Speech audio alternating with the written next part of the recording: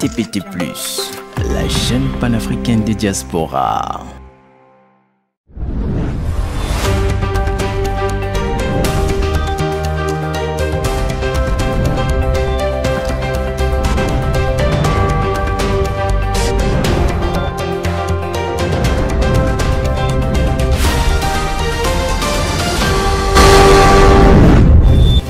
C'est toujours un plaisir de vous retrouver et de vous informer sur TPT+. Madame, Messieurs, bienvenue et ensemble partageons l'information. Et voici les titres.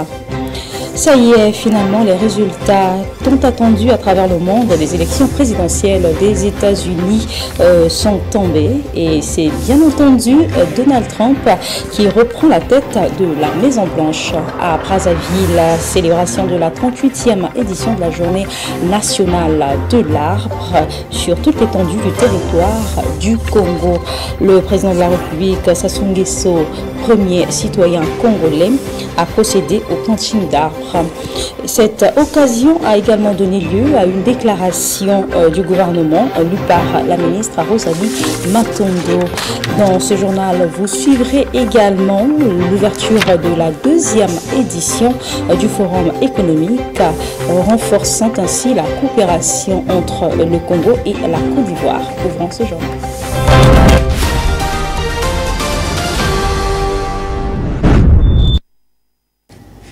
Donald Trump élu ce mercredi 6 novembre 2024, 47e président des États-Unis d'Amérique. Il va succéder à Joe Biden à la Maison-Blanche en janvier 2025. Nous vous proposons de suivre ses premières réactions après les annonces favorables des résultats. Suivez. Eh bien, je commencerai par vous remercier, c'est génial, on a des amis, des milliers d'amis qui sont ici avec nous. Un mouvement incroyable, un mouvement que jamais nous n'avons vu par le passé. Et honnêtement, je pense que nous avons assisté là à l'émergence du plus grand mouvement politique de tous les temps. Notre pays n'a jamais connu rien de tel. Nous allons maintenant monter en puissance parce que nous allons aider notre pays à se redresser. Nous avons un pays qui a besoin d'aide, un pays qui a beaucoup besoin d'aide. Nous allons régler le problème aux frontières, on va régler tout ce qui ne tourne plus bien dans notre pays. On a fait l'histoire pour une raison particulière aujourd'hui. Nous avons surmonté des obstacles, personne ne pensait que nous pourrions le faire. Maintenant, il est évident que nous sommes parvenus à remporter cette victoire politique. Regardez ce qui s'est passé.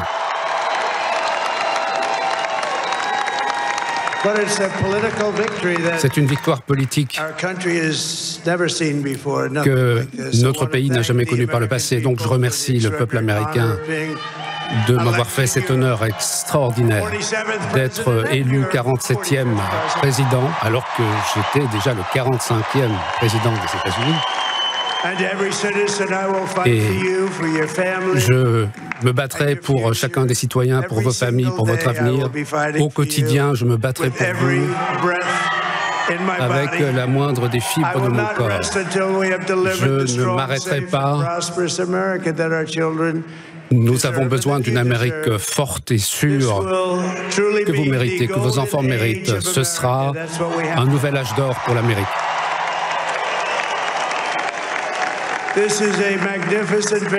C'est une superbe victoire pour le peuple américain qui nous permettra de rendre sa grandeur à l'Amérique.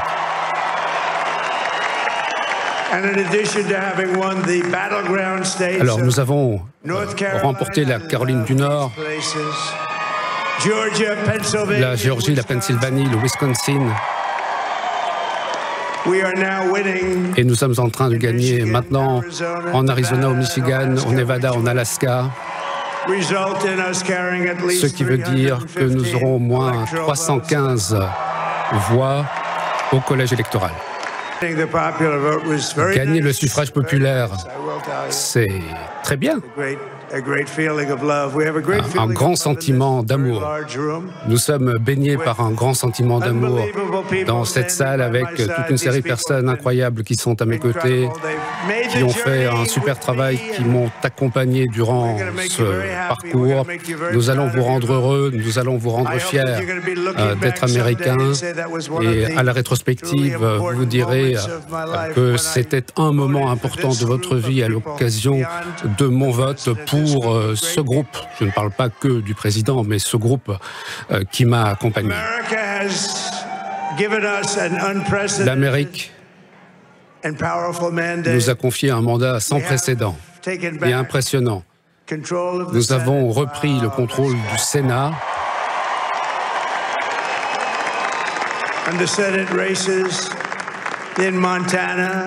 Au Montana, au Nevada, au Texas, dans l'Ohio, dans le Michigan, dans le Wisconsin,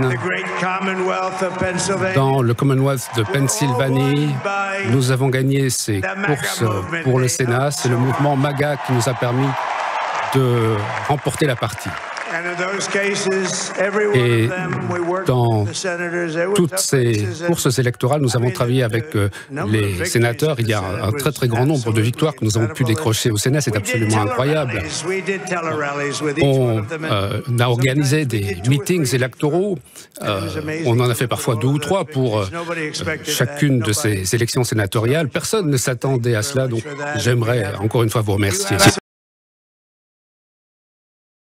Je l'ai dit en titre, le Congo a célébré ce mercredi 6 novembre 2024 à Brazzaville la 38e édition de la Journée nationale de l'arbre dans l'optique de lutter contre le changement climatique sous le thème « Mobilisons-nous 2 millions d'arbres pour les villes vertes et durables », d'où le président de la République, son Excellence Denis Sassou Nguesso, a procédé au planting d'arbres accompagné de la Première Dame et les membres du gouvernement. Un reportage de Michel Opakwele et Modeste Ololo de TPT+, Brazzaville. La 38e année de la journée du planting d'arbres, initiée depuis 1986, a été célébrée au Congo sous le thème « Mobilisons-nous 2 millions d'arbres pour des villes vertes et durables ». Cette journée a été marquée par la présence du président de la République du Congo, Denis Sassou Nguesso, et la première dame, accompagnée des membres du gouvernement, dans le but de lutter contre le changement climatique, ainsi que de sensibiliser la jeunesse à la préservation des forêts, car planter c'est bien, entretenir c'est encore mieux. Cette année, nous avons décidé de verdir l'ensemble des villes de notre pays. Il faut les entretenir. S'ils ne sont pas entretenus, ils meurent. C'est la partie la plus difficile. Faire un trou, mettre un peu de fumier, planter, faire ça on peut le faire. On l'a fait tous presque en 1 minute. Mais il faut faire vivre l'arbre. Comptabiliser les richesses des forêts afin d'intégrer le PIB, c'est ainsi la contribution du Congo à la COP 29. À la COP 29, nous parlerons des forêts. Et nous parlerons de l'Afrique. Je l'avais déjà proclamé, non pas Afrique noire, mais Afrique verte. Nous parlerons des forêts pour obtenir de la communauté internationale et que les forêts d'Afrique, les richesses de ces forêts, les richesses financières de ces forêts et les richesses des tourbières, que toutes ces richesses soient comptabilisées et qu'elles intègrent le PIB des États. Le PIB des États. C'est la prochaine bataille. Prendre soin des arbres afin de bâtir les villes vertes étant l'objectif de la journée du planting d'arbres, son importance relève à la sensibilisation de la population à la préservation des forêts. Son Excellence, Monsieur le Président de la République a demandé que nous puissions verdir nos artères, c'est-à-dire planter sur nos ruelles, planter sur nos avenues, planter sur nos boulevards. Et c'est pourquoi vous voyez toute cette mobilisation de la jeunesse venue ici accompagner cet acte civique qui nous appelle pour respecter cette loi qu'on a instituée depuis 40 ans dans notre pays. C'est la 38e édition. Nous voulons que chaque Congolais prenne sa responsabilité, chaque Congolais soit conscient de cet acte que nous posons qui va non seulement sauver notre planète, mais également rendre notre vie agréable à travers donc, les produits que cela peut donner, l'air que cela peut procurer. Donc nous devons prendre notre responsabilité, nous, les populations de chaque localité, pour prendre soin des arbres que nous allons planter aujourd'hui. Célébrer le 6 novembre de chaque année, la Journée nationale de l'arbre est une occasion de sensibiliser et conscientiser la population congolaise au rôle de l'arbre et de la forêt dans la vie. Toujours dans ce sillage, la génération auto-entrepreneur active pour soutenir le président de la République du Congo à la cérémonie de la 38e année de la Journée nationale de l'arbre organisée à l'aéroport international de Maya-Maya à Brazzaville. Un reportage de Hugues Tati et Modeste Lolo, toujours de TPT+, Brazzaville. Dans cette perspective et pour soutenir l'initiative du président de la République Denis Sassou Nguesso, l'association Génération Auto-Entrepreneur, en sigle GAE, dirigée par Digne Elvis Talitsan Okombi, a mobilisé pour jeunes Congolais entrepreneurs pour soutenir le chef de l'État lors de la cérémonie de la 38e année de la Journée nationale du planting d'arbres en République du Congo. En vue de concrétiser la vision du chef de l'État sur l'année de la jeunesse 2024, Digne Elvis Talitsan Okombi, coordonnateur de la Génération Auto-Entrepreneur, a mis en place une plateforme qui soutient la jeunesse congolaise dans l'entrepreneuriat. Cette jeunesse était présente à cette journée nationale du planting d'arbres à l'aéroport international de Maya-Maya à Brazzaville. Pour palper du doigt cette journée, les membres de cette association ont laissé des empreintes dans l'espace vert de l'aéroport de Maya-Maya. Aujourd'hui, GAE, Génération Auto-Entrepreneur, a mobilisé plus de 6000 personnes pour cette journée nationale de l'arbre, sous l'auspice de son coordonnateur, M. Jean Okombi Salissan. Le thème était éventuellement 2 millions d'arbres pour les villes vertes et durables. Et d'où vous avez remarqué toute cette mobilisation d'une grande jeunesse, étant donné que Génération Auto-Entrepreneur est là pour soutenir la jeunesse dans l'auto-entrepreneuriat, dans tout ce qu'il fait. Et je pense que cet acte est un pas vers cet objectif-là. Le 6 novembre 2024, la Génération Auto-Entrepreneur s'engage à contribuer à la plantation de plus de 2 millions d'arbres pour rendre nos villes plus vertes et plus belles en air. Les arbres sont essentiels pour lutter contre tout changement climatique, pour améliorer la qualité de l'air et pour créer les habitats de la faune. L'objectif réel de la Génération Auto-Entrepreneur, c'est de pouvoir motiver la jeunesse, motiver toute personne qui peut-être n'a pas les capacités de pouvoir entreprendre ou d'être à son propre compte, de pouvoir se lancer, de pouvoir prendre les choses en main afin de devenir soi-même ou lui-même auto-entrepreneur. Toujours dans ce cadre, le Congo célèbre chaque 6 novembre comme étant la journée nationale de l'arbre. Au-delà de la partie officielle de cette journée, Elios Boabey de TPT+, Pointe-Noire, à travers ce reportage, nous édifie sur l'importance de l'arbre dans la vie. Suivez.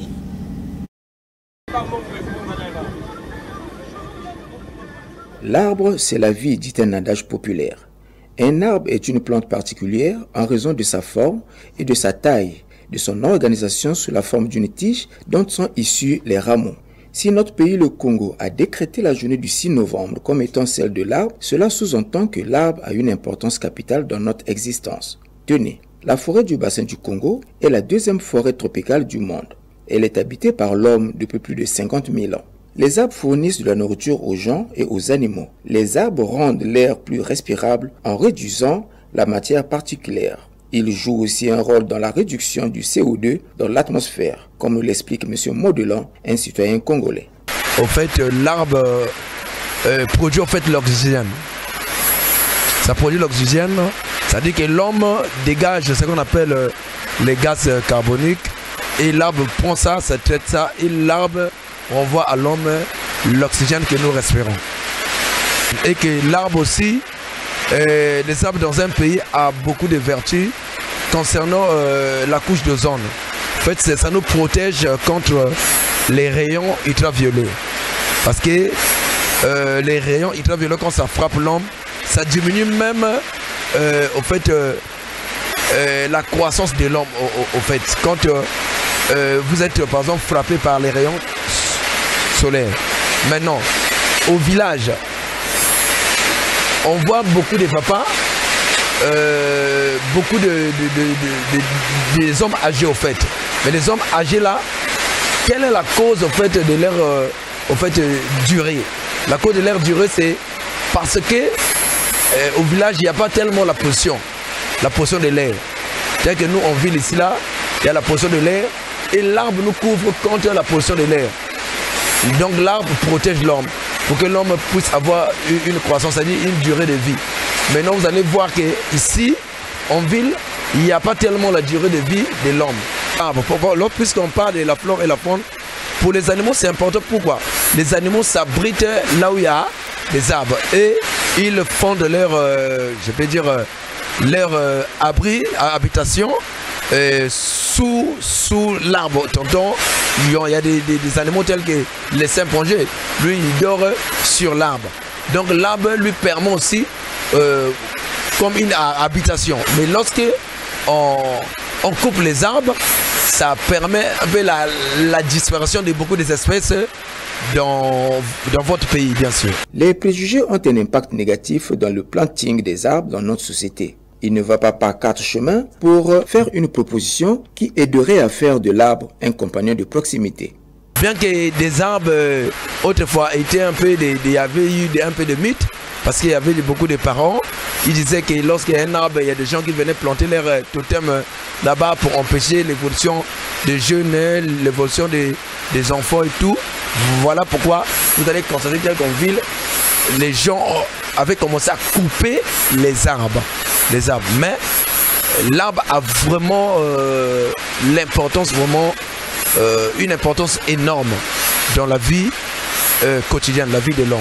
La nature nous offre d'inépuisables solutions pour vivre en harmonie avec elle, à commencer par les arbres. Face aux défis qui nous attendent, les arbres sont nos plus puissants alliés pour préserver et lutter contre le changement climatique. Les arbres jouent un rôle crucial dans la régulation du climat, la production d'oxygène, la protection des sols et la préservation de la biodiversité. Poursuivons ce chapitre et rappelons que c'est aujourd'hui le 6 novembre 2024 que la journée nationale de l'arbre a été célébrée sur toute l'étendue du territoire congolais. À cette occasion, le gouvernement congolais a rendu publique une déclaration lue par la ministre Rosalie Matondo, ministre de l'économie forestière. Suivez. La 38e édition de la Journée nationale de l'arbre qui sera célébrée ce 6 novembre 2024 revêt un caractère interpellateur. Cette 38e édition porte un thème ambitieux et porteur d'espoir qui nous interpelle. J'ai cité « Mobilisons-nous 2 millions d'arbres pour des villes vertes et durables ». Avec ce thème, nous nous engageons de plus ensemble pour nos villes, pour nos pays et pour notre planète. L'urbanisation rapide de nos villes et l'augmentation de la population urbaine nous imposent un devoir, celui de repenser notre environnement pour le rendre vivable, sain et durable. Cette édition marque le lancement d'un programme d'afforestation en faveur des jeunes. Pour cette année, que Son Excellence, Monsieur le Président de la République, chef de l'État, a dédié... Voilà, poursuivant ce journal et dans un autre chapitre, le président de la République, Denis Sassou Nguesso, chef de l'État congolais, a reçu en audience à Oyo, dans le département de la Cuvette, le ministre d'État ivoirien de l'agriculture, du développement rural et des productions vivrières. Suivez l'intégralité de cet entretien dans ce reportage. La Côte d'Ivoire et la République du Congo entretiennent des bonnes relations d'amitié et de coopération depuis des lustres. Elles vont crescendo depuis la dernière visite d'État que vient d'effectuer le président Denis Sassou Nguesso il y a peu dans ce pays. À cette occasion, des accords dans les domaines variés ont été signés, accords au lendemain desquels les experts des deux pays se frottent des cerveaux régulièrement.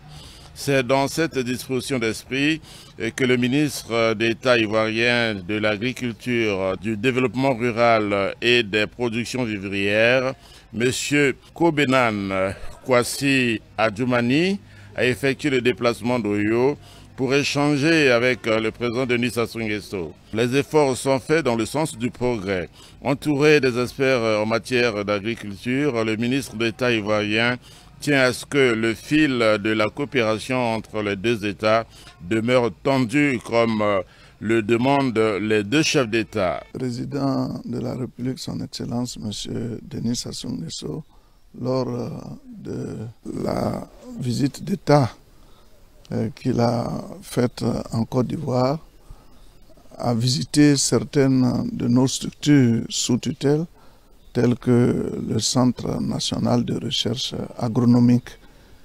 Et nous avons fait venir des experts ici qui ont travaillé dans le sens de l'amélioration des acquis agricoles de ce pays. Et avec les experts du Congo, ils ont eu à échanger sur un certain nombre de sujets, surtout dans le domaine du cacao. Nous sommes venus donc rendre compte des activités qui ont été menées depuis lors et recevoir les instructions du président de la République. Qu'est-ce qu'il faut faire maintenant pour dérouler le programme qui a été établi par les experts.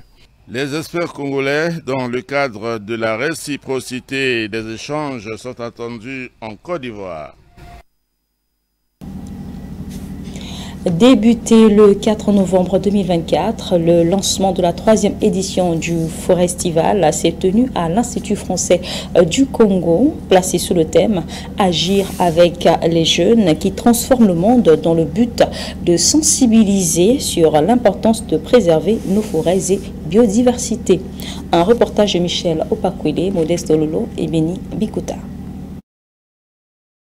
La cérémonie du lancement de la 3e édition du Forestival s'est tenue le 4 novembre 2024 au CCF dans l'optique de contribuer à la prise de conscience afin de préserver la nature ainsi que de reconsidérer la place de l'arbre dans la société, placée sous le thème « Agir avec les jeunes qui transforment le monde ». Un événement qui s'inscrit au prélude de la Journée internationale de l'arbre, célébrée le 6 novembre de chaque année. Cette nouvelle édition, qui s'inscrit dans le cadre plus global de l'initiative de la semaine de la diplomatie verte organisée chaque année par l'Union européenne, se déclinera jusqu'au 8 novembre autour de nombreuses activités. Vous pourrez ainsi notamment assister au vernissage de 2 grandes expositions, venir écouter des présentations d'acteurs engagés de la société civile, participer à des ateliers thématiques, à des tables rondes ou encore aller regarder le documentaire de TV5 « À la vie à terre, Congo, des arbres et des hommes ». Reconsidérer la place des arbres et son importance étant l'objectif du partenariat entre l'Union européenne et France Volontariat, Mamadou Dour Kamara, représentant national de France Volontariat sur la gestion des ressources forestières.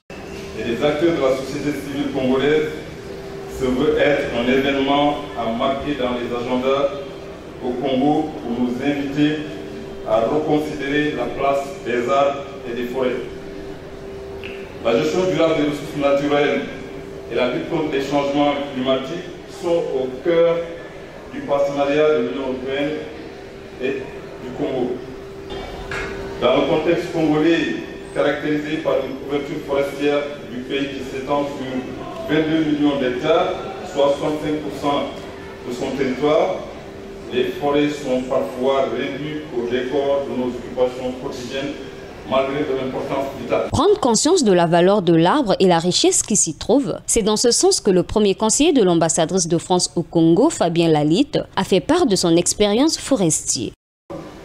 Les forêts nous rendent de nombreux services. 80% des espèces terrestres de la planète y trouvent refuge, puis l'absorption de carbone joue un rôle majeur dans la dépollution, rempart face aux risques naturels telles que les inondations, l'érosion ou les coulées de boue, et une actualité récente nous en donne la démonstration. Levier de l'écotourisme, les forêts sont également source de revenus de nombreux acteurs et une ressource indispensable aux populations locales, car près de 1,6 milliard de personnes en dépendent aujourd'hui pour répondre et subvenir à leurs besoins élémentaires. Organisé avec l'appui de France Volontariat, l'Union européenne et les acteurs politiques, le Forestival se poursuivra jusqu'au 8 novembre 2024 au mémorial Pierre Savorgnan de Brazza, d'où durant ces 4 jours, les ateliers thématiques, les tables rondes, les animations et les expositions permettront de sensibiliser à l'importance de préserver nos forêts et sa biodiversité. Rappelons que ce moment a été marqué par l'attache-cheveux des participants sur un arbre.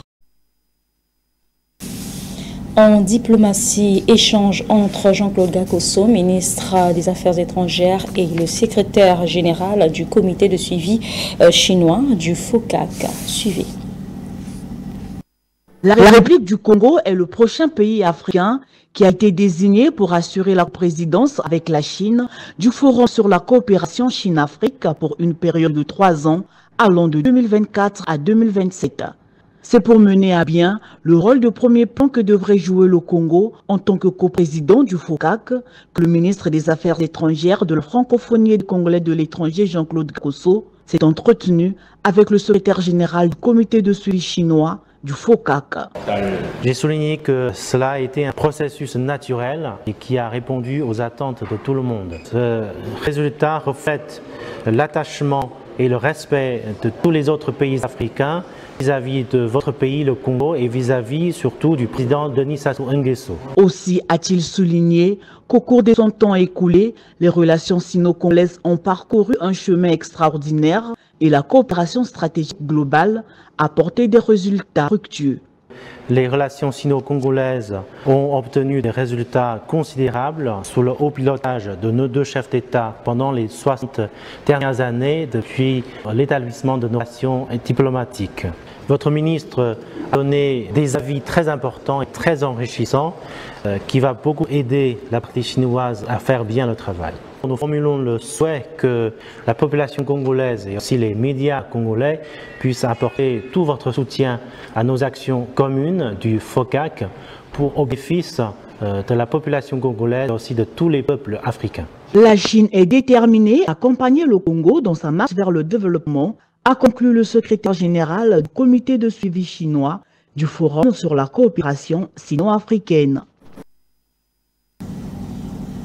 De l'autre côté de la coopération internationale a eu lieu la première rencontre technique entre le secrétaire général du FOCAC et le ministre de la coopération internationale du portefeuille public-privé, Denis Christel Sassou Nguesso. Plus de détails dans ce reportage.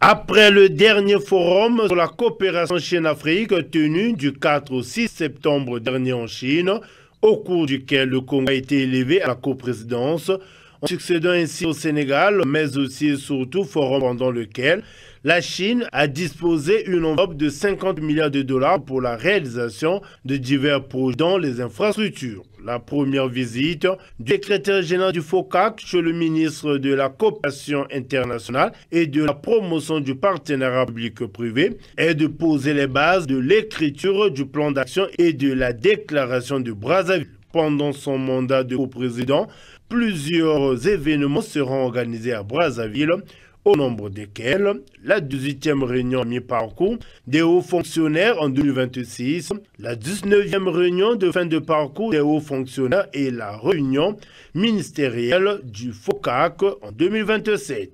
Assurant la coprésidence de ce forum avec la Chine, le Congo aura également une voix de plus dans divers domaines en tant que pays africain et membre du FOCAC. Lancée en 2013 par le président chinois Xi Jinping, l'initiative Ceinture et la route a pour entre autres objectif atteindre la réalisation des ODD des Nations Unies liées à l'énergie, l'éducation, la sécurité, l'agriculture, l'économie numérique et les infrastructures pour ne citer que ceux-là. Dans la suite de ce journal, c'est le lundi 4 novembre dernier que le coordonnateur de la génération auto-entrepreneur a procédé au lancement de la cérémonie de la formalisation de 500 artisans de la génération auto-entrepreneur à l'Olympique Palace. Les détails dans ce reportage signé Joël Visserach, Modesta Ololo et Benibikuta de TPT+, Brazzaville.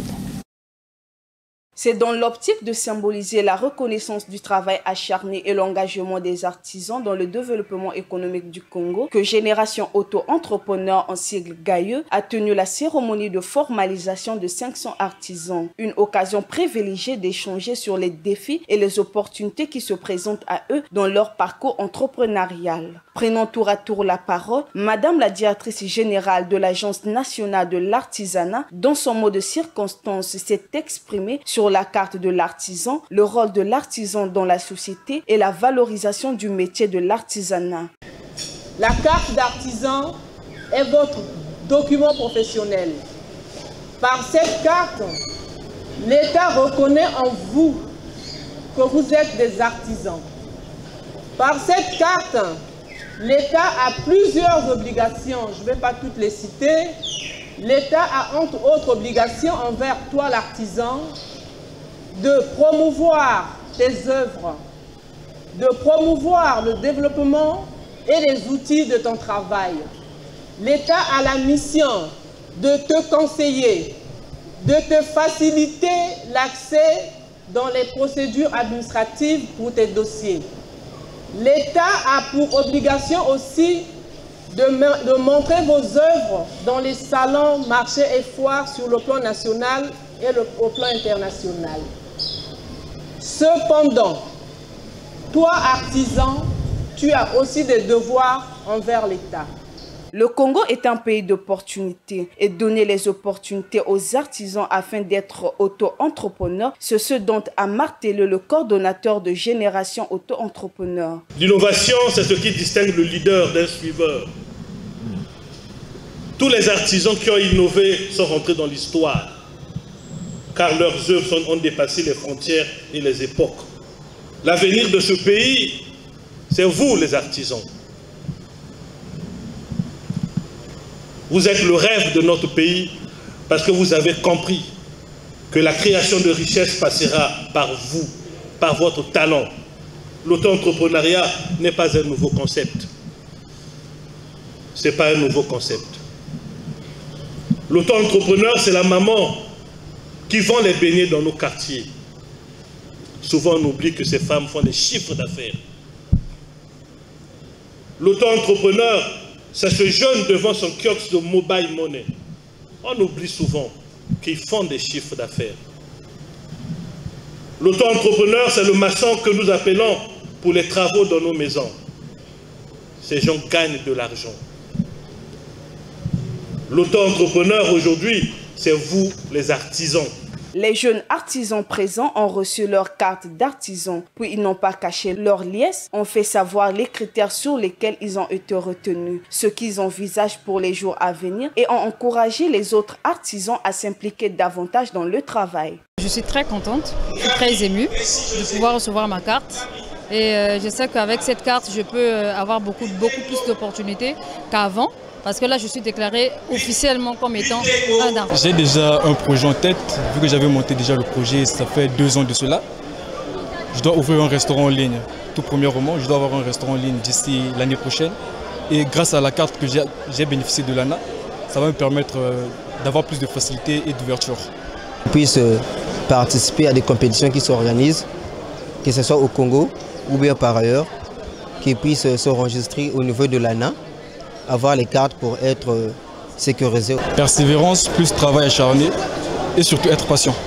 Dans les tout prochains jours, Génération Auto-Entrepreneur se dirigera dans la ville Océane Pointe-Noire et dans d'autres départements du Congo. Ici est de noter que c'est par une photo de famille que s'est terminée cette cérémonie. Parlons cette fois-ci de la coopération Congo-Côte d'Ivoire. Brazzaville abrite depuis le 2 novembre 2024 l'ouverture de la deuxième édition du Forum économique Côte d'Ivoire-Congo, organisé par l'ambassade de ce pays frère. Ce forum, qui a été ouvert par le ministre d'État congolais d'infrastructure en présence du ministre d'État ivoirien en charge de l'agriculture, a pour objectif de renforcer la coopération économique, culturelle et touristique, prendra fin le 21 novembre prochain. Images et commentaires. Après le succès de la première édition, l'ambassade de la Côte d'Ivoire au Congo renouvelle l'exploit cette année avec la deuxième édition du Forum économique Côte d'Ivoire-Congo. Ce cadre d'échange vise à partager les expériences et les opportunités d'affaires afin de renforcer la coopération économique, touristique et culturelle entre la Côte d'Ivoire et le Congo. Ces assises constituent un véritable tremplin pour les opérateurs économiques, financiers, investisseurs ainsi que pour les chambres de commerce et les institutions des deux pays. La deuxième édition de ce forum sera donc l'occasion pour nos deux États d'analyser les moyens de renforcer leur coopération dans les secteurs de l'agriculture, de l'aquaculture, de l'enseignement professionnel, de l'industrie, du commerce extérieur et de l'énergie. Pour les ministres d'État, Jean-Jacques Bouya et Kobenon Kwasi Adoumani, respectivement ministres en charge de l'aménagement du territoire du Congo et ministre de l'Agriculture et du Développement rural de la Côte d'Ivoire, tous deux parrains de cette édition, ce forum est le lieu par excellence des rencontres B2B. Il constitue une occasion unique de raffermir et d'approfondir la coopération économique, touristique et culturelle entre le Congo et la Côte d'Ivoire, comme l'ont déjà démontré les présidents Denis Sassou Nguesso et Alassane Dramane Ouattara. Nos assises, en réalité, sont révélatrices des ambitions réciproques de nos pays vers le développement. Ceci donne la preuve qu'en réalité, la graine sémée par la clairvoyance de nos deux présidents est en train de donner des fruits. Pour qu'elle puisse donner plus de résultats ou davantage, il faille encore l'arroser d'initiatives de ce genre et que l'ensemble des acteurs impliqués fassent preuve de plus de créativité, je dirais même d'innovation. Ce forum exprime la volonté commune de nos deux chefs d'État de renforcer les liens indéfectibles qui nous unissent. En effet, nous évoluons dans un environnement où les défis économiques et sociaux exigent une coopération renforcée et une vision partagée. Ce forum est donc la plateforme idéale pour explorer et approfondir les axes de collaboration et pour bâtir ensemble un avenir meilleur. Donc, en marge de cette deuxième édition du Forum économique Côte d'Ivoire-Congo, ponctué par des panels et ateliers sur les ressources halieutiques, le commerce extérieur, l'agriculture et le tourisme, plusieurs protocoles d'accord ont été signés. Pour ce premier jour, les délégations ont visité les stands érigés dans le village du Forum, où les entreprises et artisans des deux pays exposent leurs produits jusqu'au 21 novembre, jour de la clôture du Forum. À l'Assemblée nationale, le président Isidore Mvouba a reçu une délégation des investisseurs étrangers pour une séance de travail dans le but d'obtenir des facilités de travail dans les domaines de santé, d'infrastructure et de l'énergie. Plus de détails dans ce reportage. Derrière cette photo souvenir et ces salutations chaleureuses entre le président de l'Assemblée nationale Isidore Mvouba et le groupe d'hommes d'affaires étrangers se cache une volonté bien affichée d'investir au Congo par ses entrepreneurs ivoiriens, turco-congolais et sénégalais. Tout d'abord, je vais commencer par remercier le président de l'Assemblée nationale, M. Isidore Mvouba, qui a bien voulu nous recevoir ici aujourd'hui, la société HiCap, High Quality Builders, mais builders dans le sens de bâtisseurs, pour faciliter notre introduction au Congo. High Quality Builders s'occupe de projets de santé, de projets d'infrastructure, travaille beaucoup dans l'énergie, fourniture d'énergie, tout en sachant qu'il y a de gros problèmes d'énergie au Congo, mais également dans des projets de défense. Nous sommes venus à l'Assemblée nationale parce que c'est la représentation. Le peuple congolais est présent au niveau de l'Assemblée nationale et c'est l'entité à même de mieux connaître tous les problèmes et comment aider à résolution. Avant la pause pour la prospérité, ces investisseurs ont eu une séance de travail avec quelques présidents de commissions permanentes sous l'autorité du premier secrétaire de l'Assemblée nationale, Fernand Sabaye. La séance de travail a été fructueuse. Nous sortons de cette séance de travail en ayant emmagasiné beaucoup d'informations qui nous serviront maintenant à rencontrer l'exécutif et arriver à essayer de transformer toutes ces informations reçues, toutes nos discussions qui ont été fructueuses, à des projets susceptibles d'aider au développement du Congo. Le séjour de travail au Congo de ces investisseurs a été rendu possible grâce à ce Rappi Group Communication and Lobbying. À Pointe-Noire, les habitants de la capitale économique ont été bercés hier depuis les premières heures de la matinée jusqu'à la fin de l'après-midi par une pluie diluvienne qui a empêché certains élèves à se rendre à l'école. Une situation qui n'a pas laissé indifférente la rédaction de TPT+. Images et commentaires, Elios Boabey.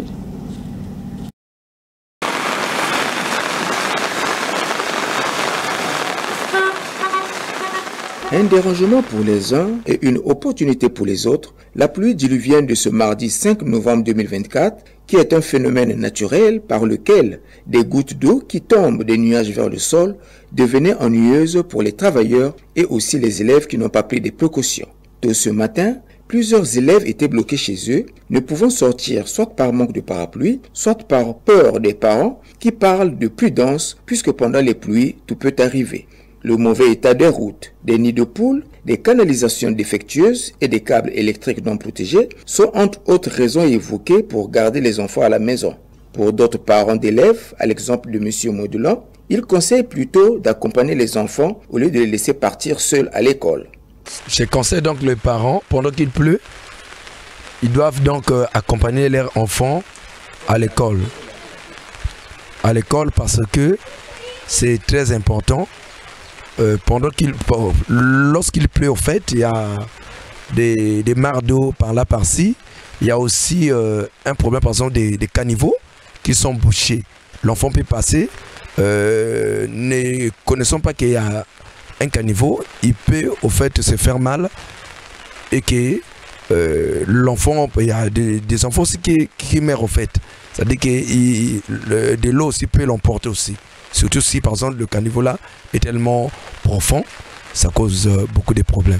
En dehors de ça, il y a aussi, par exemple, il y a des enfants qui se lavent pendant la pluie. Il peut aussi traverser les goudrons et la voiture aussi peut passer, peut aussi leur heurter aussi. Mademoiselle Stéphanie, élève en classe de 5e, pense que la pluie n'est pas un obstacle. Surtout qu'elle soutient l'idée que l'école est l'unique voie pour parvenir à un avenir meilleur. On est vraiment très obligé de partir à l'école parce que là, bientôt les compositions des premiers trimestres, si on reste à la maison, on risque d'échouer. Je dois vraiment partir à l'école parce que je compte passer en classe supérieure. L'importance de l'école pour une fille, c'est vraiment beaucoup. Comme moi, je suis une fille, je dois partir à l'école pour aider ma famille. Elle profite de cette occasion pour lancer un cri de cœur aux élèves et aux parents d'élèves. Ah, vraiment mes amis, je vous conseille, aller sur la pluie à l'école, c'est vraiment bien. Vraiment, ça nous permet de connaître beaucoup de choses, d'un peu connaître les choses que les autres ne peuvent pas connaître. Tout ça là, comme les parapluies, l'imperméable, ça nous permet d'aller à l'école comme moi. Si je n'avais, comme moi, j'ai ça, je suis en train de partir sur la pluie. La pluie n'est pas toujours un obstacle. Pour les populations qui savent capitaliser celle-ci, elles savent que la pluie leur permet de constituer des réserves d'eau douce pour leur propre consommation et l'agriculture. D'autre part, elle contribue à rendre fertiles et habitables certaines zones de la planète.